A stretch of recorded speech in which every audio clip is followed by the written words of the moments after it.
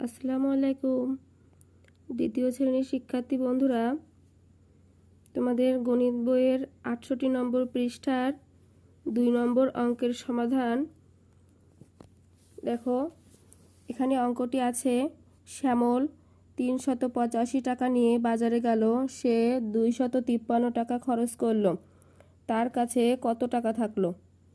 আর একবার বলছি, শ্যামল ৩৮৫ টাকা নিয়ে বাজারে গেল, সে ২৫৩ টাকা খরচ করলো, তার কাছে কত টাকা থাকলো? এখানে অঙ্কটির সমাধান হচ্ছে, এখানে প্রথমে লিখতে হবে শ্যামল বাজারে নিয়ে গেল ৩৮৫ টাকা। তারপরে লিখতে হবে সে কত টাকা খরচ করেছে। তো লিখব সে খরচ করলো ২৫৩ টাকা। তো উত্তরে চেয়েছে তার কাছে কত টাকা থাকলো, তো অতএব তার কাছে থাকলো লিখে আমরা অঙ্কটি বিয়োগ করব। এখানে নিচে এককের ঘরে আছে ৫, উপরে আছে নিচে এককের ঘরে আছে ৩, উপরে আছে ৫।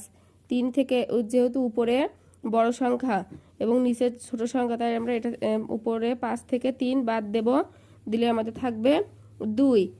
এবং দশকের ঘরে দশকের ঘরে ৫ এবং উপরে আছে ৮, ৫ থেকে ৮ বিয়োগ করলে হবে ৩। তারপরে শতকের ঘরে আছে ২, উপরে আছে ৩, ৩ থেকে ২ বিয়োগ করলে হবে ১। উত্তর ১৩২ টাকা।